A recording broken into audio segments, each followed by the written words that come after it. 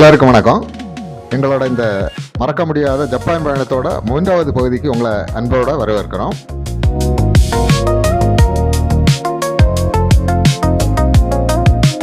இன்னைக்கு இந்த வீடியோவில் ஜப்பானோட வியக்க வைக்கும் நவீன கலாச்சாரம் மற்றும் டோக்கியோ நகரத்தோட உலக புகழ்பெற்ற முக்கிய இடங்களான மருனோச்சி மாவட்டத்தில் சியோடா சிட்டி, ஃபுஜிசாவா, காமாகுரா, பிரம்மாண்ட புத்தர் சிலை போன்ற வியக்க வைக்கும் காட்சிகளை பார்க்கலாம்.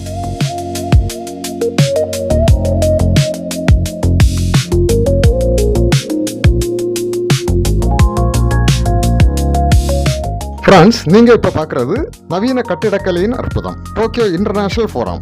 டோக்கியோவின் மையப்பகுதியான மருனோச்சில் அமைந்துள்ள இந்த கட்டிடம் உலக அளவில் பாராட்டப்பட்ட ஒரு நவீன கட்டிடக்கலை அதிசயமாய் நிமிர்ந்து நிற்கிறது. பரபரப்பான வானளவிய கட்டிடங்களுக்கு நடுவே ஒரு பிரம்மாண்டமான கண்ணாடி கப்பல் தரை தட்டி நிற்பது போன்ற இதன் தோற்றம் பார்ப்பவர்களை வியப்பில் ஆழ்த்துகிறது.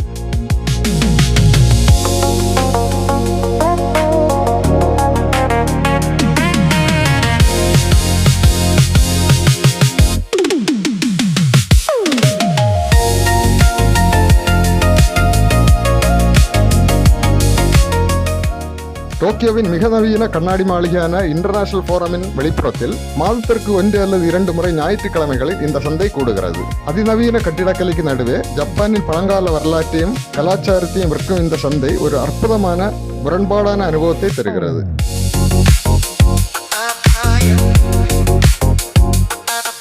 ஃப்ரெண்ட்ஸ், நாங்கள் இப்போ நடந்து போயிட்டு இருக்கிறது டோக்கியோ ரயில்வே ஸ்டேஷன் மருனோச்சி சென்டரில் இருந்து ஜப்பானிய மன்னரின் அரண்மனைக்கு நேராக செல்லும் ஓர் வரலாற்று சிறப்புமிக்க சாலை.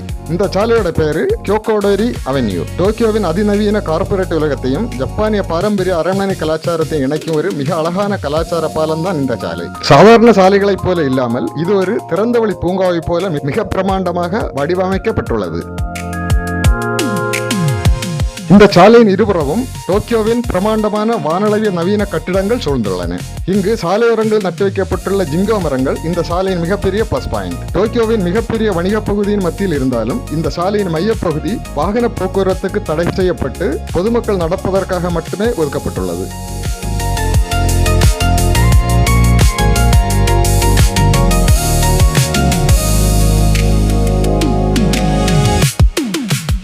ஆங்காங்கே அமர்வதற்கு கிரானைட் கற்களாலான பெஞ்சுகள் உள்ளன. மதிய நேரங்களில் அலுவலக ஊழியர்களும் சுற்றுலா பயணிகள் இங்கு அமர்ந்து நிதானமாக நேரத்தை கழிப்பதை காண முடியும்.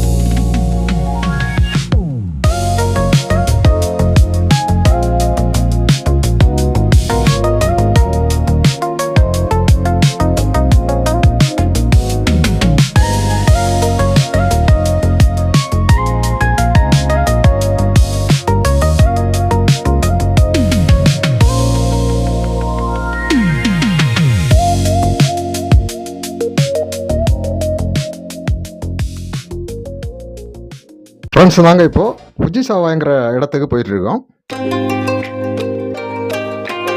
இதுதான் ஃபுஜிசாவாவோட உலக புகழ்பெற்ற ஹிரோஷிமா கடற்கரை பகுதிக்கு போற வழி.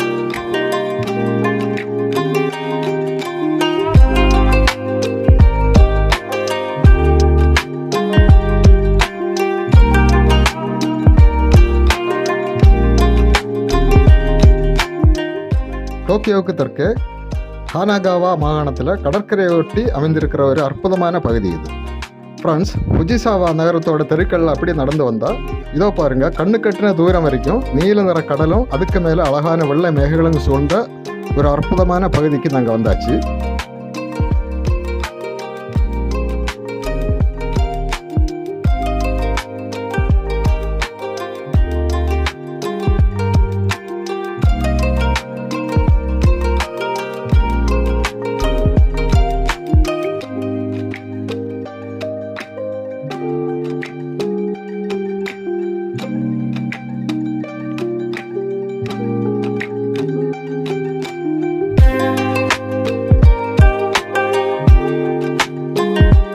ஃப்ரெண்ட்ஸ், ஃபுஜிசாவா நகரத்தோட இந்த எழில் கொஞ்சம் கடற்கரை தெருக்களில் இருந்து நாங்கள் அடுத்து வந்திருக்கிற இடம் தான் இங்கே ரொம்ப புகழ்பெற்ற எனோஷிமா ஷ்ரைன் கோயில் வளாகம்.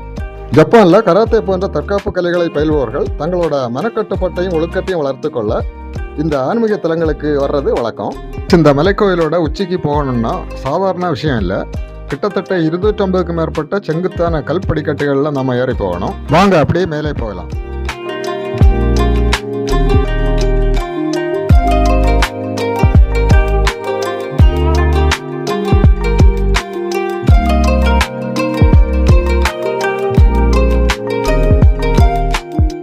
இந்த ஒவ்வொரு படிக்கட்டுகளும் பல நூறு ஆண்டுகள் பழமையான ஜப்பானிய வரலாற்று சிறப்பை கொண்டது.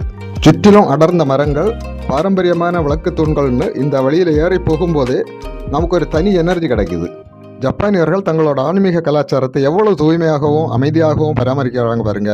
இந்த இடத்துல நிலவர நிசப்தம் மனசுக்குள்ள ஒரு பெரிய அமைதியை தருது. தற்காப்பு கலையில உடலை மட்டும் பலப்படுத்தினா போதாது, மனசையும் ஒருமுகப்படுத்தணும் அப்படிங்கிற கியோகுஷின் கராத்தையோட தத்துவத்திற்கு ஏற்ற ஒரு உன்னதமான தியான பூமி இது.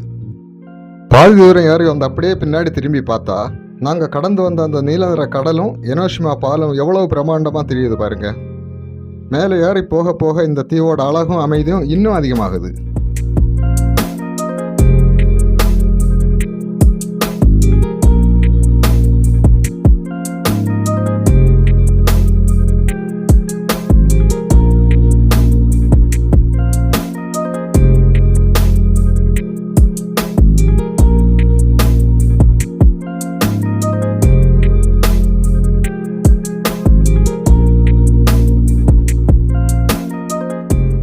ஃப்ரெண்ட்ஸ், இப்போ நீங்கள் பார்க்குறது தான் எனோஷிமா ஷ்ரைன். ஜப்பானோட ரொம்ப புகழ்பெற்ற ஒரு வரலாற்று சிறப்புமிக்க ஆன்மீக தலம். இந்த தீவு முழுக்க 3 வெவ்வேறான சந்நிதிகள் அமைஞ்சிருக்கு. ஹெட்சுமியா, நக்காட்சுமியா, ஒக்கோட்சுமியா. இந்த 3 சந்நிதிகள் சேர்ந்து தான் எனோஷிமா ஷ்ரைன் என்று அழைக்கப்படுகிறது. ஃப்ரெண்ட்ஸ், எனோஷிமா கோயில் படிக்கட்டுகளை எல்லாம் கடந்து தீவோட உச்சி பகுதியில் இருக்கிற ஒரு மிக அழகான நந்தவனத்துக்கு நாங்கள் இப்போ வந்திருக்கோம். இதுதான் உலக புகழ்பெற்ற எனோஷிமா சாமுவேல் ஹாக்கிங் கார்டன். 19ஆம் நூற்றாண்டில் சாமுவேல் ஹாக்கிங் அப்படிங்கிற ஒரு பிரிட்டிஷ் வணிகரால் உருவாக்கப்பட்ட ஒரு வரலாற்று சிறப்புமிக்க தாவரவியல் பூங்கா இது. ஜப்பானிய பாரம்பரிய தோட்டக்கலையும் மேலுநாட்டு வடிவமைப்பு முறைகளும் கலந்த ஒரு அற்புதமான ஸ்பாட்.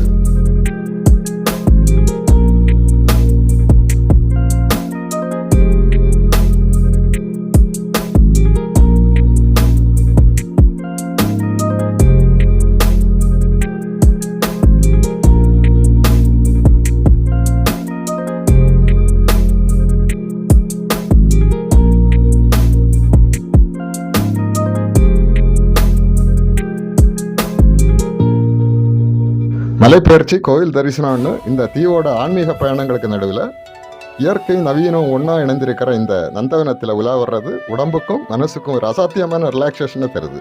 தற்காப்பு கலையில் மனசை லேசாக வச்சிருக்கிறதுக்கும் புது எனர்ஜியை தேடிக்கிறதுக்கும் இது ஒரு அற்புதமான இடம்.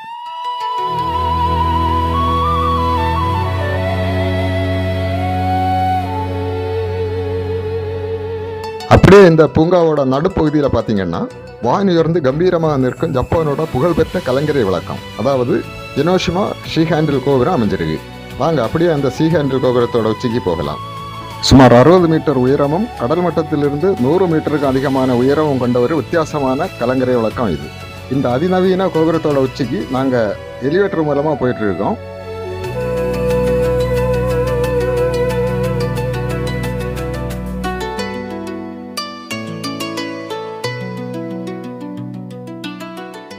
ஃப்ரெண்ட்ஸ், இப்போ நாங்கள் இந்த எனோஷிமா ஷீ ஹேண்டில் கோபுரத்தோட உச்சியில் வந்து நின்றுட்டு இருக்கோம்.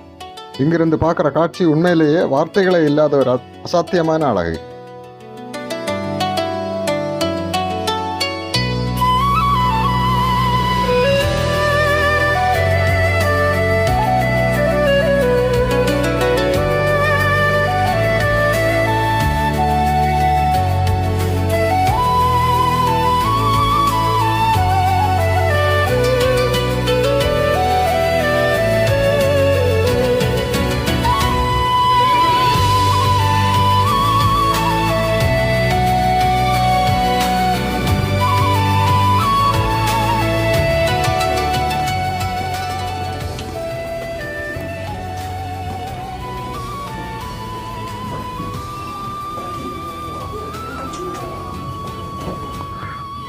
கோபுரத்திலிருந்து கீழே இறங்கி பூங்காவை தாண்டி வெளியே வர்ற வழியில் விதவிதமான மீன் வகைகள் விற்பனைக்காக தயாராக இருந்தது.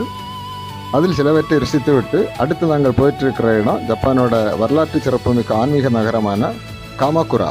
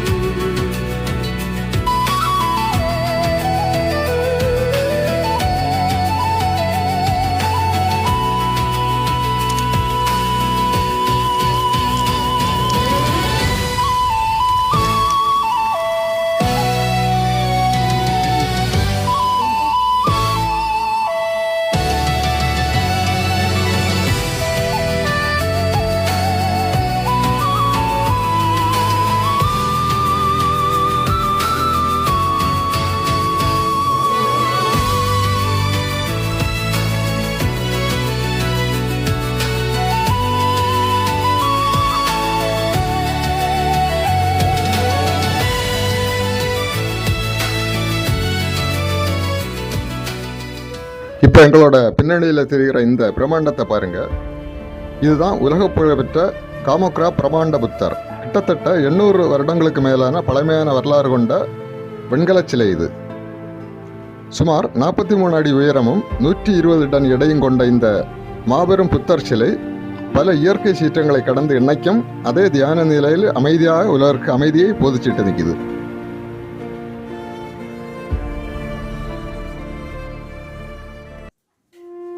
ஃப்ரெண்ட்ஸ், காமாகுரா ஹசேதேரா கோவிலோட வளாகத்தில் இருக்கிற ஒரு மிக வித்தியாசமான வரலாற்று பகுதிக்கு நாம் இப்போ வந்திருக்கோம். இதுதான் பெர்டன் குட்சி குகை.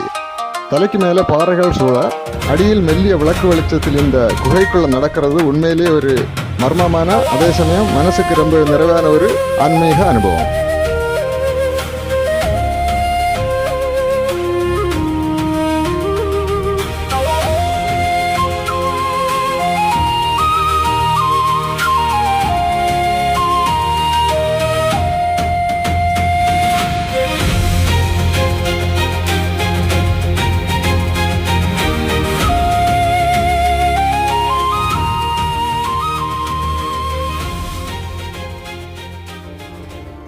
ஃப்ரான்ஸ் உன்ஷிமினேயில் தொடங்கி கியோகுஷின் கராத்தேயோட ஃபவுண்டர் சோசாய் ஒயாமா அவர்களின் நினைவிடம் புஜிசாவா, ஜெனோஷிமா தீவு, காமோகுரா புத்தர் தரிசனம் ஒன்று எங்களோட இந்த ஆன்மீக கராத்தே யாத்திரையோட 3வது பகுதி இப்போ நிறைவடையுது. ஆனால் எங்களோட ஜப்பான் வரலாற்று பயணம் இதோட முடியலை ஃப்ரெண்ட்ஸ். இதை விட சுவாரஸ்யமான ஜப்பானோட அடுத்தடுத்த பிரமிப்பூட்டும் கைக்கொண்டோர் மற்றும் பல இடங்களோட பார்ட் 4 வீடியோ விரைவில் வரப்போகுது. இந்த வீடியோ உங்களுக்கு பிடிச்சிருந்தா மறக்காம லைக் பண்ணுங்க, ஷேர் பண்ணுங்க, நம்ம சேனலை சப்ஸ்கிரைப் பண்ணுங்க. அடுத்த 4வது பார்ட்டில் சந்திப்போம். ஓஸ்.